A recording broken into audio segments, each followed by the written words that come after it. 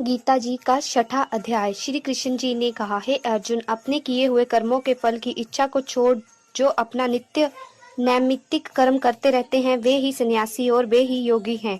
और जो अग्निहोत्रादि कर्म को त्याग देते हैं और कुआं बावली आदि का बनवाना, इन सब कर्मों को छोड़ निष्क्रिय हो जाते हैं, वे न तो सन्यासी हैं न योगी हैं। अभिप्राय ये है कि केवल क्रियाओं को त्यागने वाला सन्यासी नहीं है, परंतु कर्म करते हुए फल की वांछा न करना सन्यास है। उसी का नाम योग है। बिना फल की कामना को त्यागे कोई भी योगी नहीं हो सकता, क्योंकि कर्म फल का त्याग सन्यास और योग दोनों ही में है। जो ज्ञान योग की प्राप्ति करना चाहते हैं उनकी ज्ञान प्राप्ति का कारण कर्म कहा है, क्योंकि निष्काम कर्म करने से चित्त शुद्ध होता है। चित्त शुद्धि से ज्ञान की प्राप्ति होती है और उस ज्ञान प्राप्ति से मनुष्य को शांति मिलती है। हे अर्जुन, जब मनुष्य की इंद्रियां किसी विषय को न उठे और मन में स्मरण बिना कोई चिंता भी न हो, जब ऐसा हो तो तब योगारूढ़ कहलाता है। इसलिए विवेकी पुरुष अपनी आत्मा का संसार में आप ही उद्धार कर उसकी अधोगति न करे, क्योंकि कामना से रहित जो आत्मा है वह मित्र के समान उपकारी है। जिसने मुझको विसार कर अपनी आत्मा को विषय में लगाया है वह अपना शत्रु है। हे अर्जुन, जिसने अपनी आत्मा से आत्मा को जीत लिया है तो वही आत्मा उसका बंधु है, और जो आत्मा को नहीं जीतता है उसकी आत्मा ही उसका शत्रु है। जिसने अपना मन अपनी वशीभूत कर लिया है और शीत उष्ण सुख दुख और मान अपमान में सदा शांत रहता है, उसके हृदय में परमात्मा स्थित है। शास्त्र अथवा गुरु के सदुपदेश से उत्पन्न जो ज्ञान और अनुभव सिद्ध हो, विद्वान इनसे संतुष्ट हैं।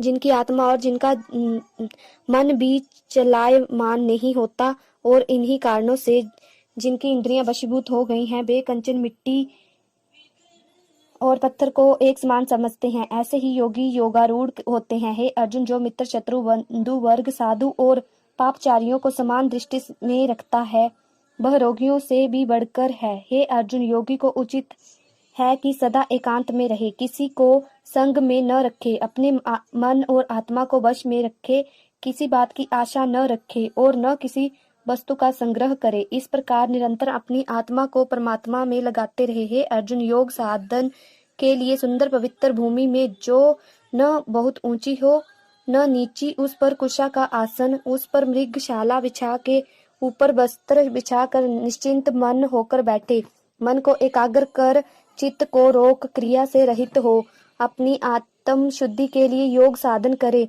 सब देह व गर्दन को सीधा रखे और अपनी नासिका के अग्रभाग को देखे और किसी दिशा को न देखे, मन को शांत कर निर्भय हो, ब्रह्मचार्य व्रत में स्थिर रहे, मुझ में चित्त लगा मन को रोककर योग का साधन करे। मन को वश में रखने वाला जो योगी इस प्रकार से सदा अपनी आत्मा को योग में तत्पर करेगा वह परम शांति अर्थात निर्वाण पद को पाएगा। हे अर्जुन, अधिक भोजन करने वाले को और निराहार रहने वाले को, अधिक सोने व जागने वाले को योग प्राप्त नहीं होता। जो मनुष्य युक्त आहार विहार करता है और कर्म भी युक्ति पूर्वक करता है और नियम से सोता जागता है, उसका योग दुखों को दूर करने वाला है। तात्पर्य ये है कि योगी को उचित है कि आहार विहार आदि परमित और नियमानुकूल करे। जो मनुष्य अपनी आत्मा में ही चित्त की वृत्तियों को रोक लेता है और संपूर्ण कामनाओं को छोड़कर निष्प्रिय हो जाता है, तभी वह पुरुष सिद्ध योग कहलाता है। जैसे जिस स्थान में पवन नहीं चलती वहां दीपक की ज्योति हिलती नहीं, ऐसे ही जो अपना मन एकाग्र करके एकांत में बैठकर योगाभ्यास में मन लगाता है उसका मन दीपक की भांति चलायमान नहीं होता। जिस अवस्था में योगाभ्यास में अपनी चित्तवृत्तियों के रुकने पर जहाँ विश्राम लेता है, बुद्धि द्वारा आत्म स्वरूप को देखता है और अपनी आत्मा में ही संतुष्ट होता है। हे अर्जुन, जिस अवस्था विशेष में योगी जन किसी ऐसे अत्यंत सुख का अनुभव करते हैं जो इंद्रियों के विषय से दूर और केवल बुद्धि द्वारा ही जाना जाता है, इसी से उस सुख में स्थित योगी आत्म स्वरूप से चलायमान नहीं होता है। हे अर्जुन, जो आत्म स्वरूपी इस सुख को पाकर इससे अधिक और किसी लाभ को नहीं मानते हैं, वे उस सुख में स्थित होकर बड़े बड़े जो शीत गर्मी आदि के सुख दुख हैं उनमें भी विचलित नहीं होते हैं। जिस अवस्था में दुख का लेश मात्र भय भी नहीं रहता, उस अवस्था को योगावस्था जानो।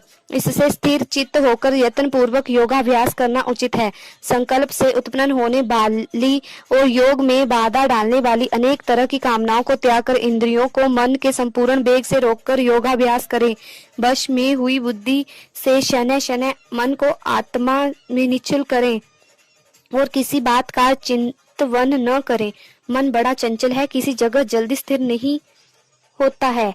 इससे जहाँ जहाँ चित्त जाए वहां से इसे रोककर आत्मा में स्थिर करे। हे अर्जुन, ऊपर लिखी रीति के अनुसार शांत चित्त होने से संपूर्ण विकास स्वयं में भाग जाते हैं। आत्मा निष्पाप हो ब्रह्मा में लीन हो जाती है। ऐसे योगी को समाधि का उत्तम सुख अपने आप प्राप्त हो जाता है। इस प्रकार सदा आत्मा को लगाए रखने वाला निष्पापी योगी सुख पूर्वक बिन परिश्रम महान ब्रह्मा सुख को भोगता है।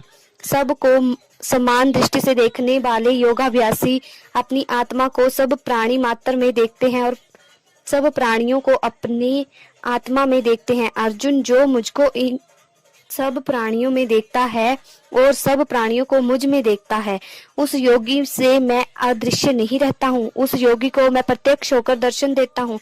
सभी भूत प्राणियों में मुझको व्यापक जानकर जो मेरा भजन करते हैं, तिनका फिर जन्म नहीं और सब जनों में मैं व्याप्ता हूँ।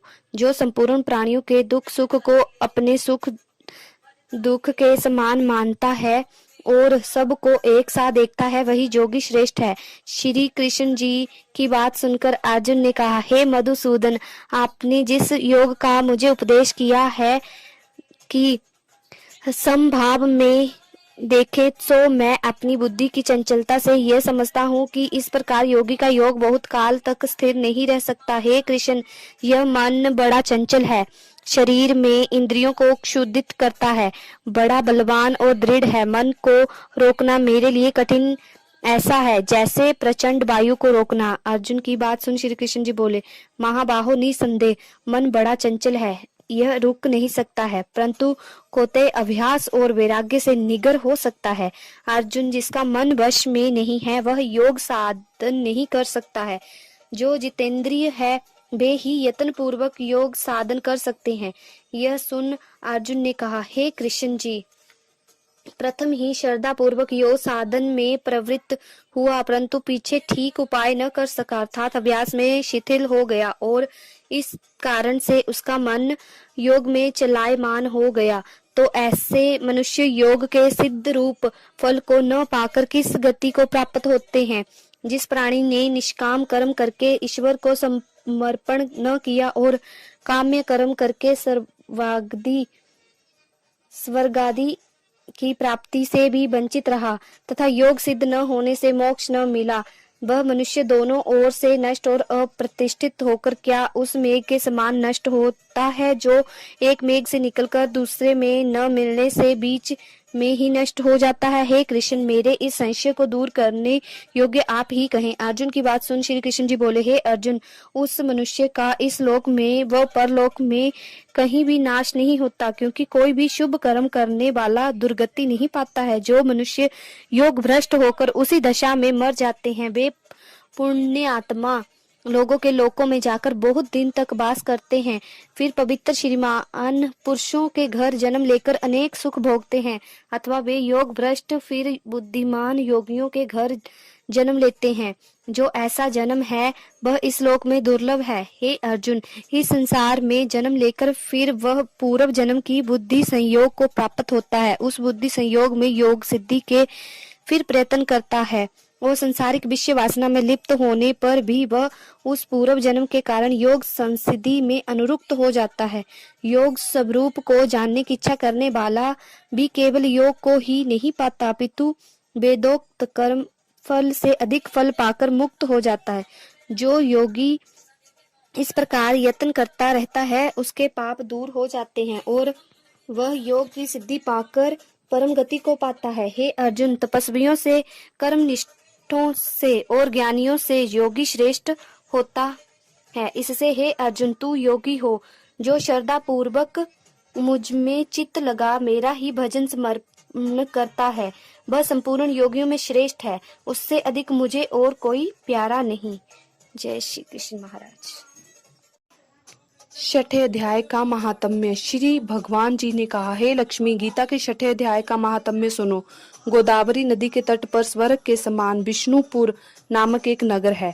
वहाँ का राजा ज्ञान श्रुति नाम का था। उसकी प्रजा भी धर्मज्ञ थी। लोग राजा की स्तुति करते थे। एक दिन राजा ज्ञान श्रुति अपने महल के ऊपर बैठा था। उसी समय आकाश मार्ग से उड़ता हुआ हंसों का झुंड आ गया और महल के ऊपर बैठकर विश्राम करने लगा। बैठते ही उनमें से एक हंस वहां से बड़े बेग से उड़ा। उसका उड़ान देखकर साथ के हंसों ने कहा कि इतने उतावले होकर क्यों उड़ते हो। वह हंस लौटकर हंसों से बोला कि उधर देखो, ये कैसा प्रतापवान राजा बैठा है। इस राजा में रायक मुनि का तेज व्याप्त हो रहा है। इस बात को सुनकर राजा ने सारथी को बुलाया और रथ में बैठकर रायक मुनि को ढूंढने चल दिया। साथ में 1000 गौ और बहुत सा द्रव्य ले लिया। सारथी राजा की आज्ञा से रथ को हाँक कर अनेक तीर्थों में रायक मुनि को ढूंढता हुआ चला, परंतु राजा के प्रताप से रथ कहीं नहीं रुका। तब बद्रिकाश्रम के समीप पहुंचते ही रथ रुक गया। तब राजा ने जाना, इन्हीं पर्वतों में कहीं मुनि अवश्य रहते होंगे। यह देख सारथी ने रथ रोक दिया और राजा रथ से उतर मुनि को खोजने लगा। उसने आगे जाकर एक जगह देखा कि एक तपेश्वरी बैठा है। उसके प्रकाश से चारों ओर सूर्य जैसी किरणें निकल रही हैं। राजा ने समझ लिया कि यही रायक मुनि है। फिर 1000 गौ के सहित रायक मुनि के पास पहुंचा और संपूर्ण सामग्री सामने रखकर दंडवत प्रणाम किया। मुनि जी राजा के ऊपर क्रोधित होकर बोले, सब माया का विस्तार हमारे सामने से उठा ले जाओ। राजा बहुत भय मानकर विनय पूर्वक बोला, हे मुनीश्वर, आपको यह अद्भुत तेज कहाँ से प्राप्त हुआ है, सो कृपा कर वर्णन कीजिए। रायक मुनि ने कहा, हे राजा, यह गीता जी की महिमा है। मैं गीता के छठे अध्याय का प्रतिदिन पाठ करता हूँ। इसी से देवताओं की दुसह तेज राशि को मैंने पाया है और तू गीता के अभ्यास से रहित है। राजा ने भी मुनि से गीता के छठे अध्याय के महात्म्य को जाना और उसका पाठ करके मुक्त हो गया। नारायण जी कहने लगे, हे लक्ष्मी जी, जो मनुष्य छठे अध्याय का नित्य पाठ करते हैं वे निसंदेह विष्णु लोक को प्राप्त होते हैं। जय श्री हरि नारायण।